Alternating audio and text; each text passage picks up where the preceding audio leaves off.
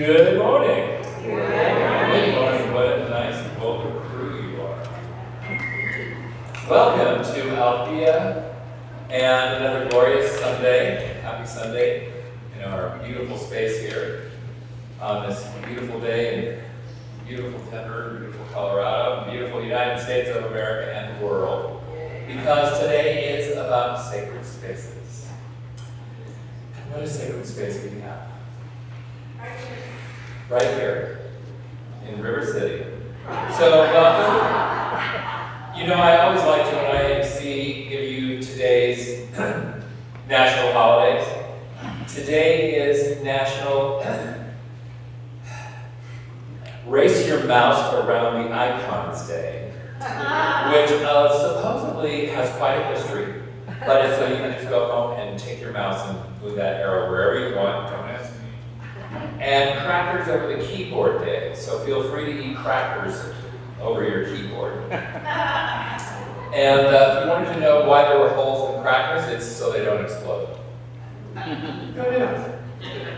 So on that note, if you have a cell phone, if you wouldn't mind putting that on vibrate or silent, and just so it doesn't disturb our service, thank you so much. We have a new tradition here, fairly new. Well, getting to be 8 months old, of a land acknowledgement for the Cheyenne, Arapaho, and Ute tribes, which were the indigenous original peoples on this land that Althea sits on. And so we want to acknowledge that this is the indigenous land of those tribes, of those peoples, and it is important for us to name it. Their legacy matters because this was their sacred ground, and it is made more holy for Althea, again, sacred space, because of it. To ensure that this land acknowledgement is more than a statement only, Althea looks for opportunities to be impactful partners and allies for indigenous communities. Our building is home to 2 nonprofit organizations that impact these communities in Denver. They are Spirit of the Sun and Sisters of Color United in Education, whose work through activism, programming, and education is making a difference. We also want to acknowledge that though we are growing in diversity at Althea, we have a long way to go. We do have a strong LGBTQIA+ membership, and there is so much more that we can do to become even more welcoming and inclusive. Institutional racism is real, implicit and unconscious biases are real, as is the lived experience of our neighbors of color, people with diverse abilities, and other groups that don't have the same privileges in our culture. We ask members who have come to visit us. 1, 2, 3. Welcome. 4. Oh my goodness. Okay. Thank you. Welcome. Thank you for sharing your Sundays with us. Truly, you are the blessings, and we hope we inspire you to return and come back. And so we're giving you a flower today so that we can embarrass the heck out of you after to greet you, and please partake of lunch after the service. It's free on Althea. Your first time shot. If you can't make it today, just let us know the next time you come. Do we have any people here who have been here for the second time? Third time? Third time? We got a third timer. The 137th time.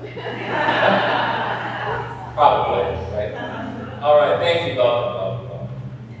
We also have part of our tradition and part of our service here is a statement of being and our song, Face of God. And so Anna will help us with that. And the statement of being is on your program. And on the screen. Hi, good morning. Please stand as you're able and join me in Althea's statement of being. God is all. both invisible and visible. One presence, one mind, one power is all. This one that is all is perfect life, perfect love, and perfect substance. We are individualized expressions of God, and are ever one with this perfect life, perfect love, and perfect substance.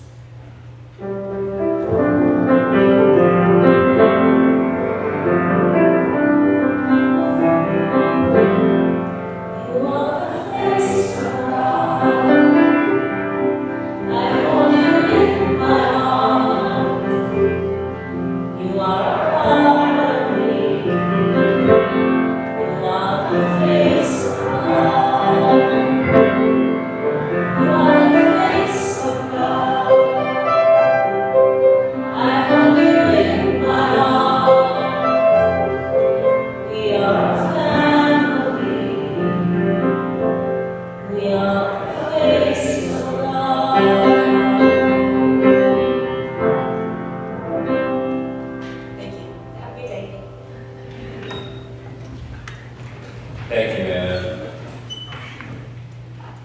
Our featured musician today is Vidushi Goyal, also known as Mr. Knobs. That is where you can find her music on streaming services under Mr. Knobs. She's an eclectic singer-songwriter turned producer. Mr. Knobs performs with vigor and emotion as they take you through a nihilistic lens of love and life. Interesting. Thank you. Please welcome Mr. Knobs.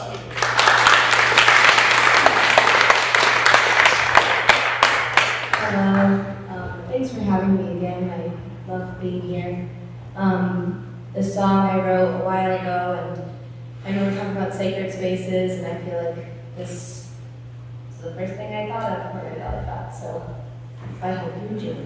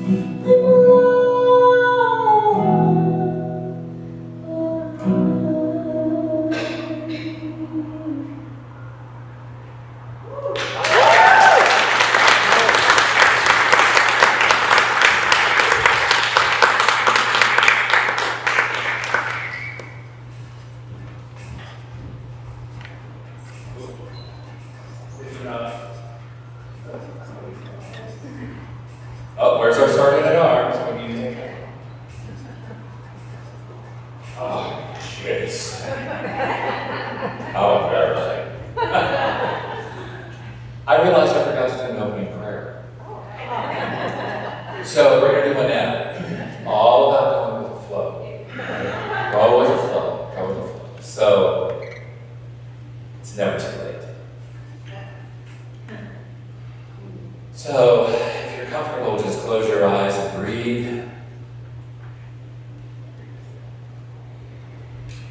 It's hard not to breathe. It's one of those automatic actions our body performs. And who performs it? Who breathes us? And so in this silence and this peace, let us recognize that divine presence within us, who goes by our name, all names, who embodies every single person on this planet. And that means that each of us here in this sacred space is united to each other. We are one. Knowing that there is a divine flow of information from spirit and inspiration. And we know that she is divinely guided here right now, this day. As each of us are, and let us give thanks for this blessing of Althea, and together we say, and so it is. So, now it's time for our speaker. And Alice Brinks, she has spoken here before with great response and wonder. And she is a founder of Energy Interplay and a self-empowerment coach. She is also a Reiki master, and she takes these 25 plus years of experience in the real estate business into the energy empowerment space. She is recently a published author. The name of her book is You Have the Power to Light the Field, which is available in the back. There is also a Q code? There's only a QR code. Okay, there's only a QR code. So please avail yourselves to that. It's an everyday practice application of energy. And so please welcome Alice Brinks.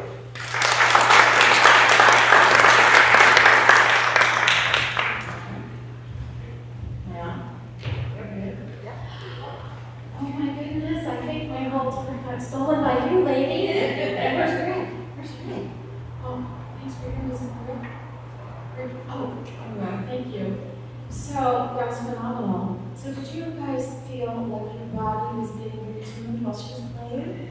Like, let's be conscious of that. When we're in a musical space, we have an opportunity to actually pull that music into our body and further that and make our body a sacred space. It wasn't part of my talk, but it sure happened, so that was fun.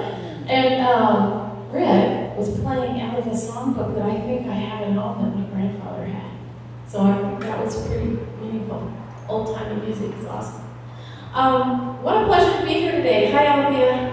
Thanks for having me back. You can't get rid of me. So these are just a couple of pictures I want to open with, because I find sacred space in nature a lot. And this magnificent, I think it's a cedar tree, was outside Weary, Colorado this summer. And that tree, there were a lot of trees in that forest. But for some reason, this tree really spoke to me, and I got to have some nice alone time with this tree. And it was phenomenal. And in the middle picture, we're going to talk about a little bit more later, but that's from a very beautiful sacred spot right outside of Kansas City, Missouri, where my friend, Toby Evans, has built a labyrinth she hasn't built it, she's mown it into the prairie grass. So you get this amazing experience in that.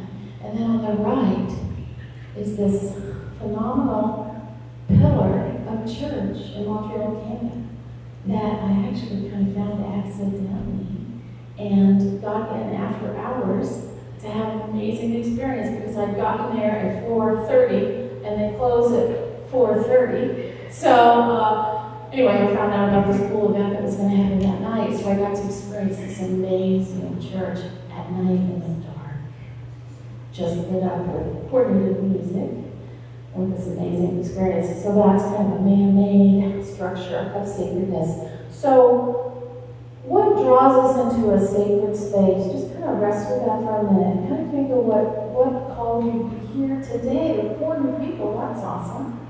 What kind of pulled you in to come in here today? So for me, it's inspiration. Don't worry, look, I have to do slides. It's hope. And it's connection. And so maybe we're inspired by the people around us, but we might be inspired by the structure as well. So I was inspired by Althea. I was just in awe that this kind of amazing, to me it looked like some kind of Athenian temple or something. And I thought, oh, Althea, I get it. There's some kind of Greek thing going on there.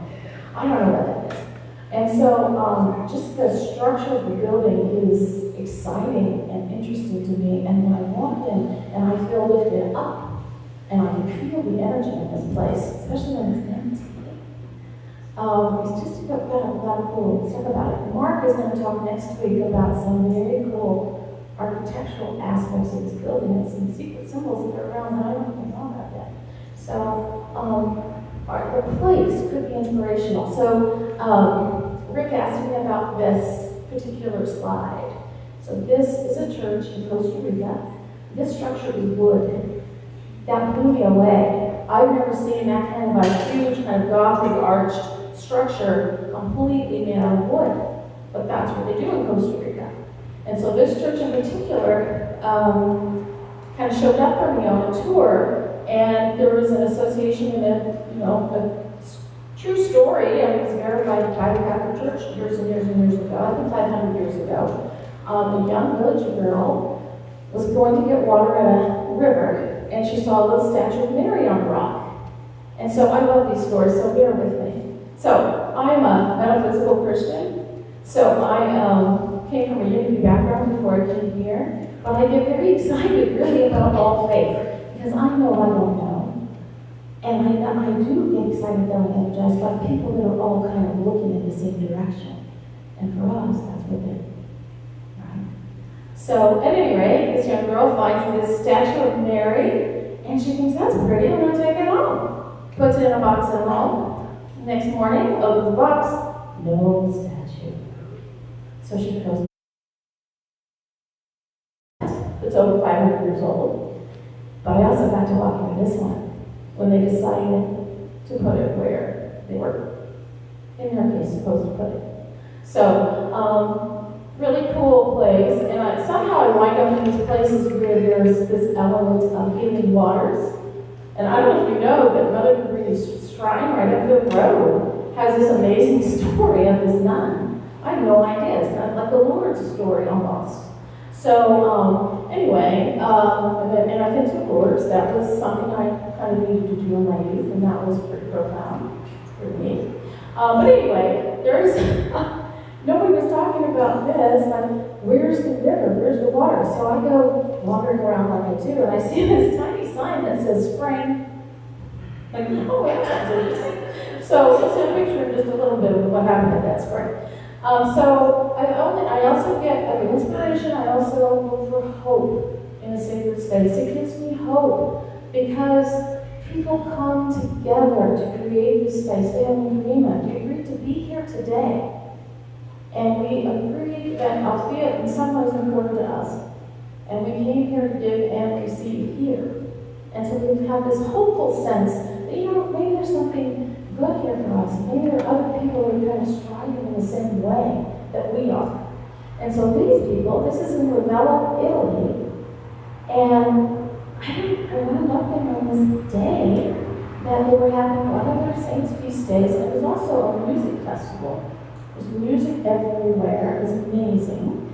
And I see these first, in the upper right-hand corner, you can see those flower petals. And I see these people bringing boxes of flower petals. I'm like, what the heck? Well, those are pretty, but what in the world? So I walk a little further, and I see this big group of people gathered around in that left picture, and they are creating public art together. They're creating sacred art together, and they all brought these flowers from their individual gardens, and they're putting them together, and in the lower right is this massive, it's probably as big as this section right here, beautiful, floral, offering sacred space that we can make together. So, I also want to sacred space for connection. And so, connection, on the lower right, that's a bunch of my nieces and nephews and greats and dogs and all of that. That was a fun picture I just found. It was, when I feel connected, I feel loving connection with humans. I also put the picture of that seagull in there because I was in what a lot of people would consider a very sacred space, famous cathedral. And I was spending some time, I looked at all the stained glass and I looked at all the fancy woodwork and all of the outing. And then I had to get out of it for a little bit and I was up on this big balcony overlooking the sea. And here comes this bird. And I feel like that was sacred. He was really hanging out with me. And you can see, he's really looking at me. Maybe that's Jonathan. But in that moment, that was a sacred space again. So moments of wonder and sacredness. And then on the left, these are the folks that I was traveling for a little bit of time with on tour, and they're at the back of that church that I showed you earlier. This is the spring. And the water is still coming out, and people are still recording miracles. So we just, kind of did like a little kiss, and we got to wash our faces and hands in the water. Oh, that was really cool. So, what makes a space sacred? Is it, the handiwork and the artistry and the money that goes into it? Is it what you do with it? So there in that upper picture is my friend Eden from Israel, and we were hiking around exploring a little kind of deserted town, and he is a meditator and a yoga instructor, and he wanted his picture taken up there. And so it's like, I just gave him. Nobody's really using it. Is it still sacred? I don't know. I mean, it works well for tourism. I don't know about it. So anyway, I just posed the question. Or maybe a sacred space is created because there's an unspoken shared understanding that a place is sacred. So this place is the La Paz Water Garden in Costa Rica. And I am still floored that you can go into the butterfly house. What's the name for that? It's not an aviary, is it? That's birds. Anyway, whatever that butterfly house is, you can go in there and look at for butterflies, which is what that is in the upper picture. That is he or her wings closed. But anyway, all the chrysalises are in there. And anyone could touch them. Anyone could just knock them all down. There, in the States, we would have a screen, wouldn't we? There would be a don't walk behind this line kind of thing. But it was just so honoring. It was just so awe-inspiring that they trusted everybody. This is sacred. Don't touch this. Look at it. Appreciate it. Be with it. But don't defile it. And it was just so moving. And these precious, delicate things they're all over the place. And that, I wish you could see that picture, that close-up is a little bit better, but there were thousands of them, I would guess. So anyway, or is a place sacred because of the mighty effort it took to build it, and the shared agreement over many, many years to continue building it. Many of these structures, we're going to see Notre Dame in just a minute, that took 200 years to build. The people that started that never saw it complete. Generations of families clinked away on those stones to make that. And so it's just really interesting that kind of force and energy to create a sacred container can be so strong that it lasts for millennia. And then who got to see the Stonehenge exhibit at the Science Museum recently? Wasn't that amazing? It's had how many phases? We don't know. Probably more than there was about 8 documented. And it was phenomenal. And some of of my labyrinth expert friends are telling me now this is actually being considered a labyrinth as well. So I've got to pursue that, find out. Anyway, so what is it? Is it an agreement? Or is it that agreement to build it so there's no harm? Very familiar. Or does it become more sacred when we're afraid of losing it? Now when it's in jeopardy. So I put that picture of the New York Times in there. That's not related to the fire in Notre Dame. The other two pictures are. That other picture was taken right after Hurricane Sandy in 2012. And all that devastation, it's very similar to that other picture of all that burnt wood in Notre Dame. All that devastation, and then there's just a symbol of faith standing. It may not be your symbol, it might not be mine, but there is a symbol of faith standing in the middle of all that destruction. And it's just that mighty kind of hope, it's that hope in it. We get reminded that we may value it and then collectively direct our energies to maybe even rebuild it.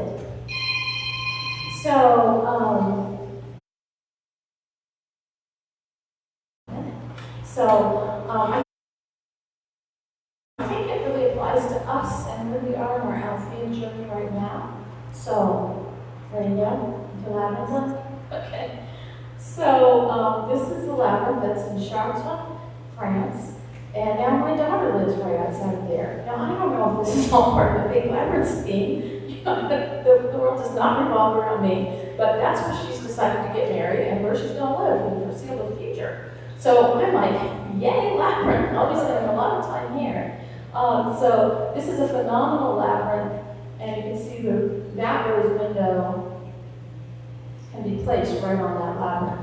I do a whole labyrinth workshop. There's so many beautiful, wonderful things about the labyrinth. But let's just say that it's interwoven here into this Christian faith here,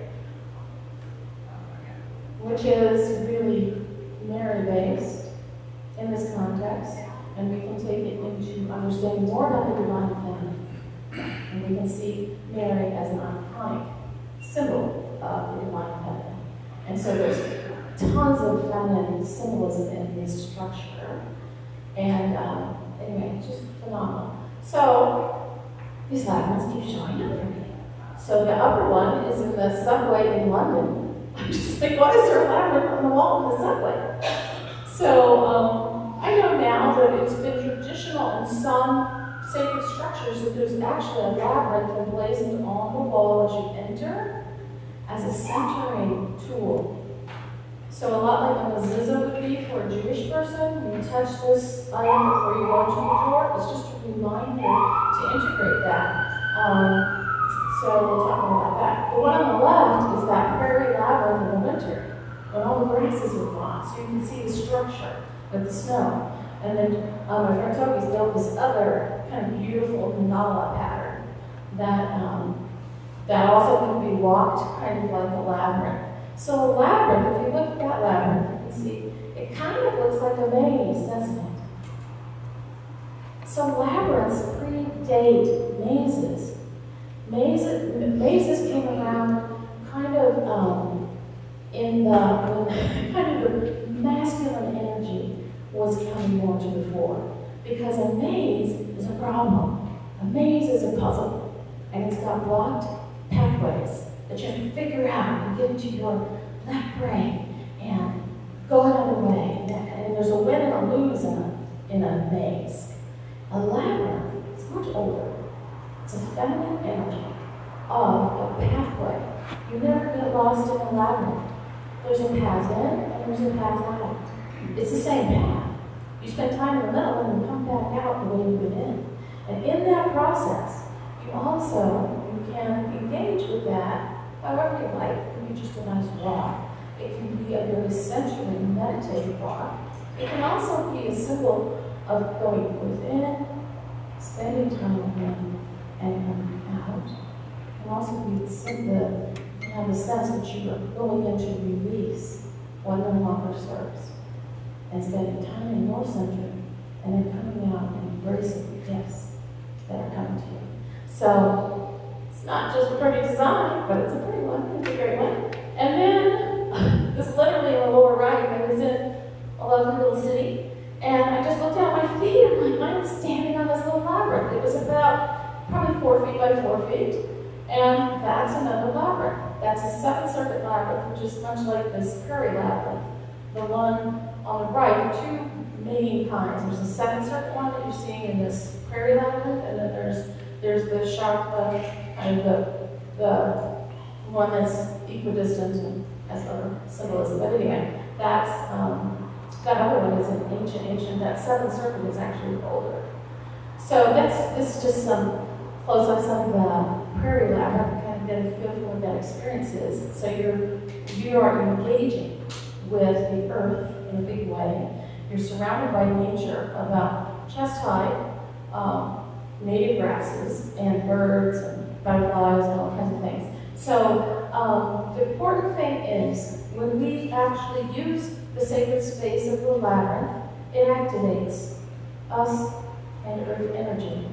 It actually activates earth energy.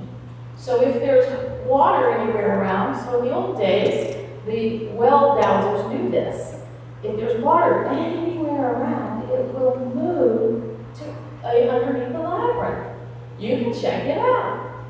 And that's where they know to start drilling wells, not in the middle, but all around it. There will be probably 5 tributaries that are going to be good water.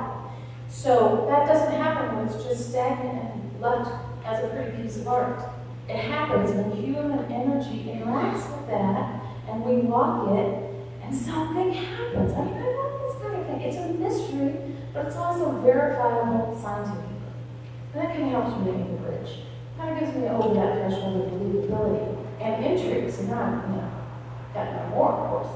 So here's some of our lovely Altheans interacting on the last. We didn't know it was World Labyrinth Day. We were doing a walk for Ukraine, and we just wanted to focus energy. It's a very centering activity, so we were focusing energy on peace in Ukraine. No editorializing, just sending peace. So some amazing things happened that day, didn't they? There was an amazing man that I think was a saint on a bike, about 8 years old, showed up. It was amazing. He taught us all a lot about love. And anyway, so we activated that space, not knowing that all over the world that day, people were walking labyrinths for peace. The focus was peace. A few months ago. And I saw that. I was like, oh, that's interesting. And then I thought, oh my God, that is solidarity with Ukraine. Look at that. That tiny little spot becomes sacred space. 2 tiny tiles that are about that big each. It just blew me away. And then the connection, there's some people that toiled together on this big labyrinth that I want to share with you. So this is brand new. It's not even super open to the public yet. It's the largest labyrinth in the country, and we think maybe the world. It's made out of pavers. It's at Unity Village in Kansas City. It's kind of where I'm from, Kansas City. And I got to help with finishing touches, like the person that comes in and sweeps a little and says, I go. So, actually 4 hours of sweeping sand. But this is the coolest thing. And I am just like, I'm ecstatic that there is this iconic, beautiful structure, and it's after the Chartres Cathedral one, not the 7th Circle one. And so lots of workshops, I'll be doing workshops here, and lots of energy here, and a wonderful thing because like Science of Mind, and like Agape Center, which I'm back with, Unity needs a shot in the arm right now. Unity is fading, and I think we could say, there's a little fuzziness, I think, for a lot of new thought in Science of Mind churches. So at any rate, I think this is wonderful, and I think the people that made it happen are even more wonderful. So this never would have happened if there wasn't an agreement that this was an important thing and could be a useful tool, and that it would take effort and contribution. So it never would happen without these two, who mostly did this themselves. This couple are the labyrinth builders of our time. So they built one here at the Presbyterian Church 15 years ago. They've been doing this for 20 25 years, they pretty much placed all those papers themselves. So they were supposed to get more help, I'm just saying, but they didn't, and they toiled away, and they made that thing happen, and it is phenomenal. And then I was amazed to find out that the main financial donor to make that happen lives here in Evergreen. So, I don't find her. But it took effort and it took the energy and money to make that happen. And so that was just a beautiful, beautiful thing. So how does that relate to Althea today? We're getting ready to kick off a campaign to help restore and beautify this sacred space. And so what is it that's going to, what could come up for you and how we maintain and anchor the sacred activity that happens here? So what can we do? So I think I'm going to shorten this a lot today. So what I wanted to do at the end of it, because I really do gain a lot of benefit walking these labyrinths, is I wanted us to kind of walk the sanctuary. Are you up for that? Okay. Okay. So why don't we just make one circuit around the whole sanctuary? But let's be mindful about that. Let's reclaim this if you want to. If you're willing and able, if you want to, it's just a fun thing. You don't have to get up if you don't want to. But if you want to, maybe let's share the intention of what could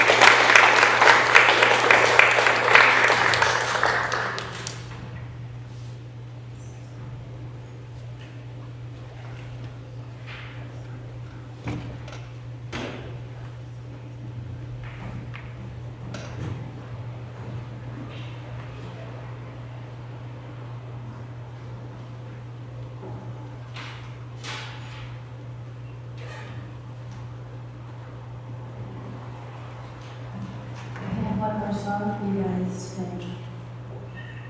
This one is, I think, very similar to what we've been talking about, and to me, this is about acknowledging the divine and the spiritual within, and choosing to believe.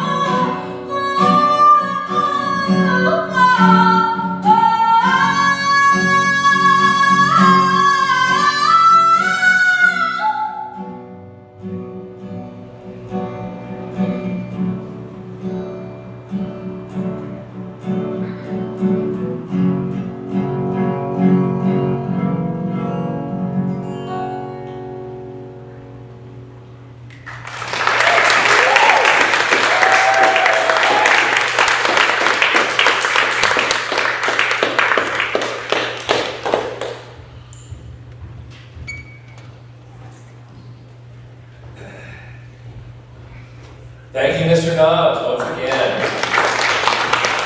Hard act to follow. We'll have our reading in just a minute. I wanted to acknowledge another sacred space within our sacred space, this little altar up here at the front. For those of you who are new, it's a place for you to bring items that you want blessed or to absorb the energy of our service. And don't forget to take them home with you. So please avail yourselves of that. And we also want to always acknowledge all those people online or through Facebook, out there, wherever you are. Thank you again so much for joining us too. And now we will have our daily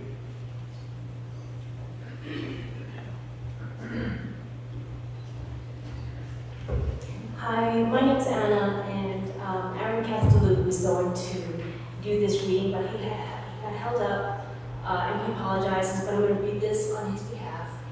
And coincidentally, I'm holding a piece of petrified wood in my hand, and it's a direct link. You'll see in like 2 seconds. Okay.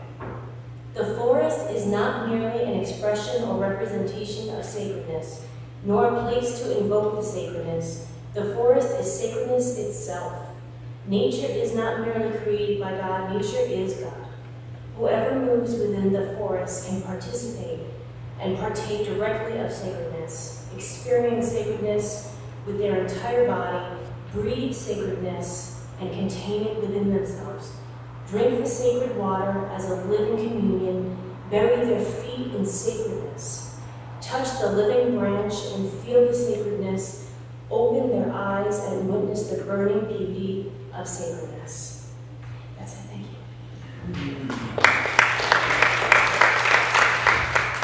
Thank you, Hannah.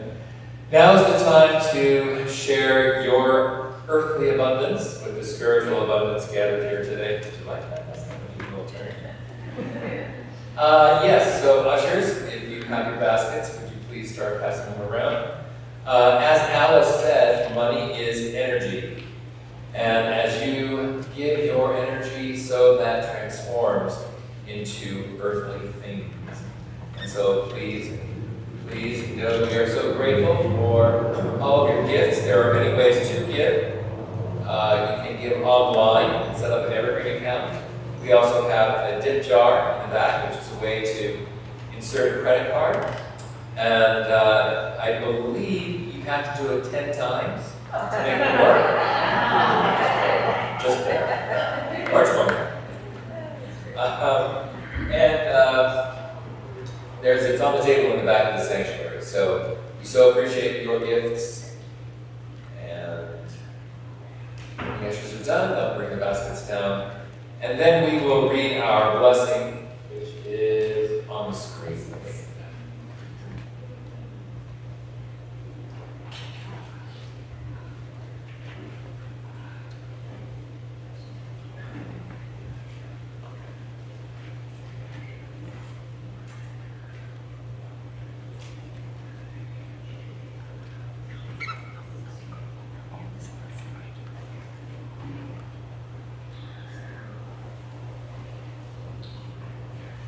All right, ushers, if you'll bring those gifts forward, please. And together, let's read our acknowledgement of these gifts. It's on the screen here. The universe provides all that I need and all that I give. We bring joy and share my prosperity, planting seeds for a world I am helping to manifest. And so it is. Amen. Thank you. Yeah, let's see. It is now time, and at that time in our services, again, something new that we have just started doing, and that is called Prayers for the People. We have a long tradition, over 100 years, of affirmative prayer. So, for those of you who may not be aware of it, or for those of you who are new, but affirmative prayer is really the foundation of our founders. And it is a way to make your affirmations and turn it over to the universe, to spirit or God, or whatever you want to call it. And so these are prayers that I will take notes and send them out to our prayer partners. They go out into the universe. You can take them home with you. So any of you who have any kind of a challenge, or who are seeking a blessing, or you want to express your joy over something, please raise your hand and share it with the congregation. Yes, Jazz. Well, in the spirit of that beautiful sermon, in the program I developed, I talk about the sanctuary of the heart, and that's the place we'll worship in the future. That will be our most precious sanctuary. And I actually, this sister over in the side of the room, I ran into her out in front of the building. She came in and joined us there. And she's homeless. And I struggle with with that issue of whether or not the homeless regularly receive the spiritual wisdom that is available in these kind of opportunities.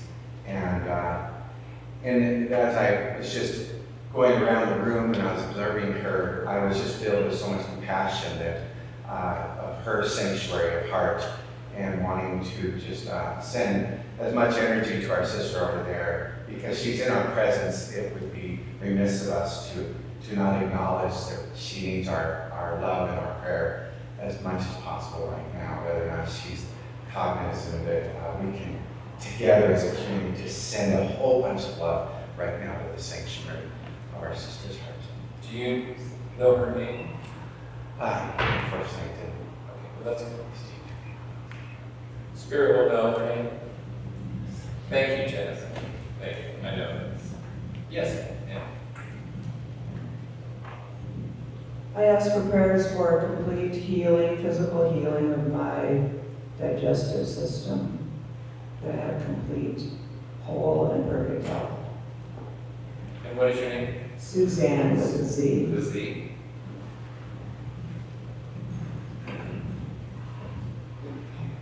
Thank you. Yes, I just wanted to say how grateful I am to share time with family. This last weekend, a niece of mine got married, and it just shows how life flows. Within that whole 3 days, someone else who attended, my brother-in-law's brother, his wife passed away the following day. The next day I got an invitation for a new birth. And of a great nephew that is coming along in a couple of months, I guess. So it just shows you how things synchronize and come together, and how life continues, always and everywhere. Just wanted to say how grateful I was for the opportunity. Great, thank you, Carrie. Anyone else? Mike? I'm Michael Buckley. I was 3 weeks with my friend Dee in Torrance, California, and she was almost blinded by the cataract surgery she had, so they've been trying to repair the retina. And that's still an ongoing process, so I'd like prayers for the recovery. What is her name? Dee Mangaro D. in Torrance, California. Thank you, Mike. Yes, Laura? I'd like to say prayers and thank you to this way my finances have actually changed. I've gotten approved my Social Security disability. And I'm going to be taking, oh yes, it's been a 2-year process. So I'm going to be taking a little trip, and I've already had prayers. I'm going down to Colorado Springs to go visit my daughter. All right, great. We love those demonstrations. Anyone else? All right, thank you all. Thank you, everyone. Ginny, are you ready for announcements?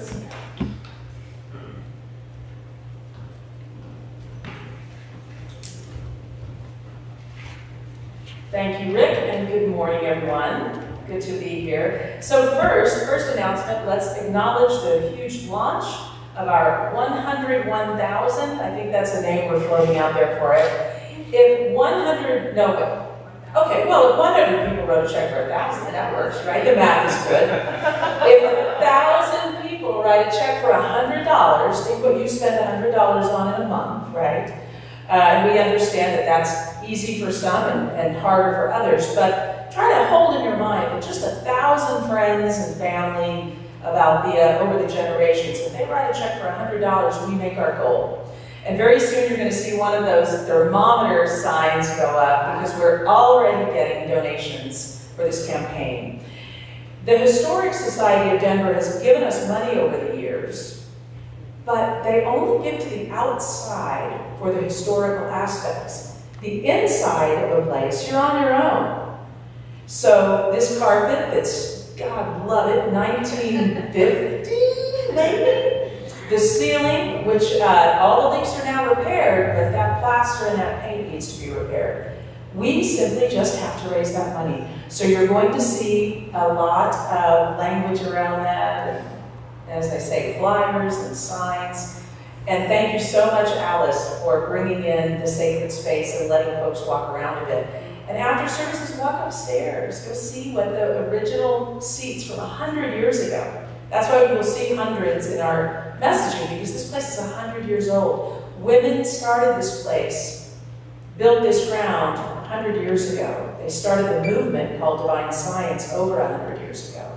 So that's what you're supporting, and that's what you're helping happen. But now, enough of that. Who else is going to come speak in such cool ways as Alice did for us today? Next week, which is Labor Day weekend, so please fit us in around your festivities, Robert Brzezinski is going to talk about Free to Be a week from today. Let me put my glasses on. And then the week after that, on the 11th, that happens to be September 11th, so we all know that we try to memorialize what happened 22 years ago on September 11th. It's also Grandparents' Day. And this year, we're going to celebrate grandparents. We're going to invite you to invite your grandkids and your grandparents, and we're going to have some special ceremonies around that too. And Poria Montessori is going to be speaking that day. So he's always a cool guy. I'll talk about the class he's doing in a moment.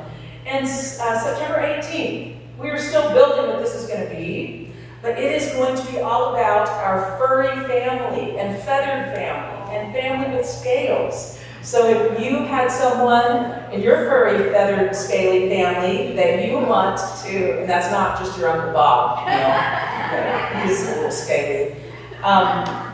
We're going to have a blessing of the animals. Also, so Mary Jo Honiotis, the Reverend Mary Jo Honiotis is going to bless our animals. We still haven't figured this out exactly. Some of this is going to take place outside. We're going to have some dining outside so that you can dine with your animals. So more to come on how we're going to do it. And Daryl, who handles the building, is sweating profusely trying to figure out. But you know what? The carpet is old anyway, so you know what I'm saying? So yay, blessing of the animals. And then plenty more going on for the rest of September and October. As we get closer, I'll tell you more about those speakers. So, today, we have a gong bath today. Who's been bathed by a gong? If you have not, you should stay until 12:30 and be bathed in a gong. It's incredibly cool. If this is your first time, lunch is on us. So immediately following this, we have a beautiful lunch, and it's on us the first time. And we also have a deep, are you doing a deep dive today? Yes. So Alice will go more deeply with a smaller group. It's facilitated and breaks into small groups where you get to talk about sacred spaces. She'll be doing that also around 12:15, 12:30, depending on when we wrap up, probably 12:30, in the historic library afterwards. So that's something to hang out for. It's very cool. And you can learn more about Alice. But do stay and eat with us.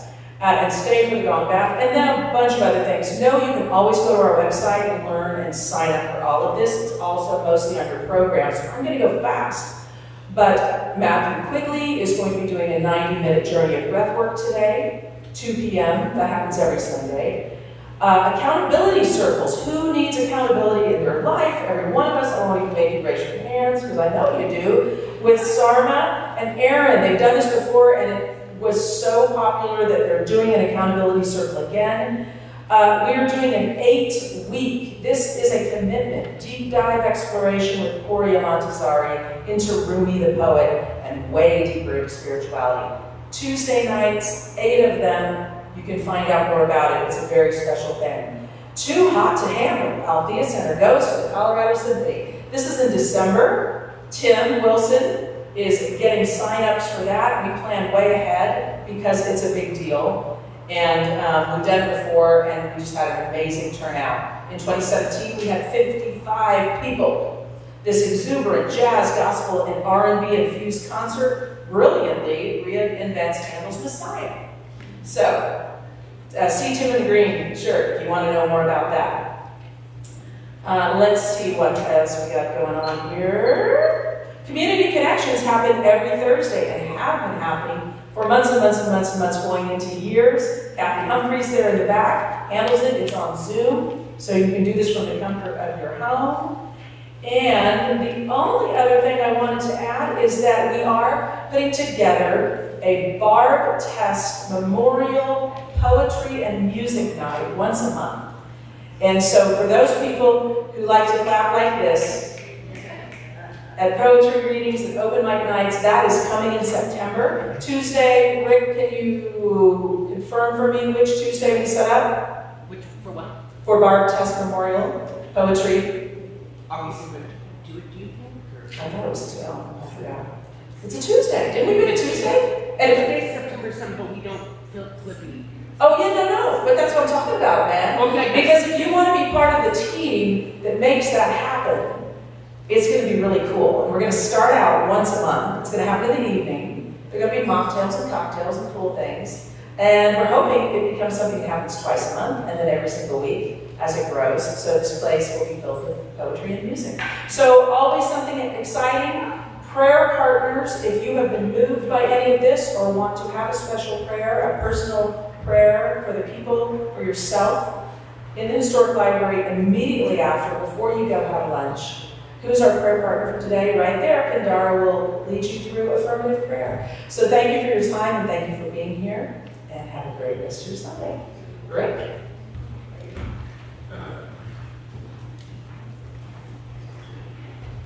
Thank you, Jenny. And now it's time for our closing prayer.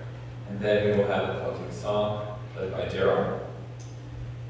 So let us once again just close our eyes if you're comfortable and know that the replenishment that we have received today with our beautiful message, with beautiful music, with the absorption of just walking this sacred space,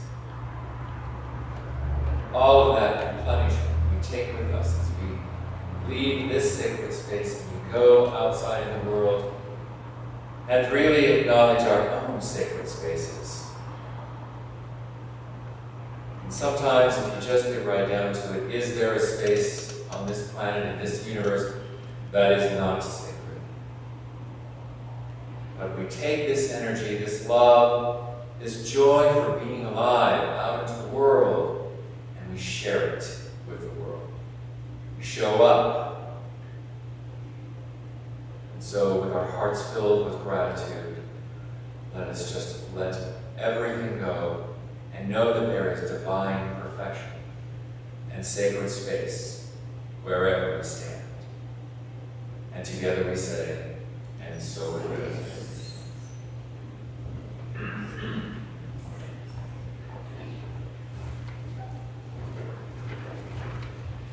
Good morning. Please stand as you're able and join me in our community song, Let There Be Peace on Earth. And we change around through the words here. Make sure to do the same one you guys.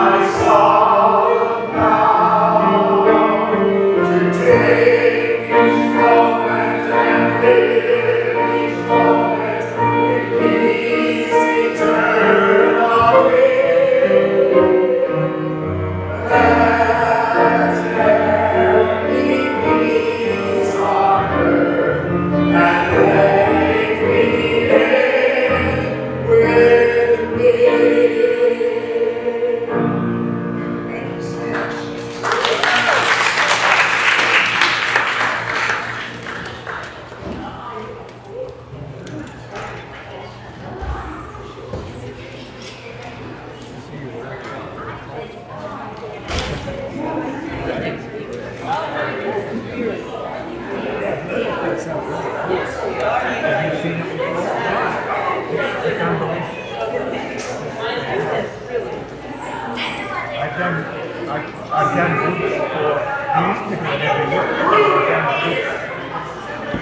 Started talking to you. Once we are in Althea, went to Baltimore, it wasn't off of the street. That didn't really resonate. So, it's sort of my own personal holiday to start taking new people. So I just need to go online and just say whatever. A new idea. So garden serve X number of feet. I'm pretty sure we're going to have to add. That's where we got this early edit. Okay. So I can try to get additional contiguous seats. Oh, sounds great.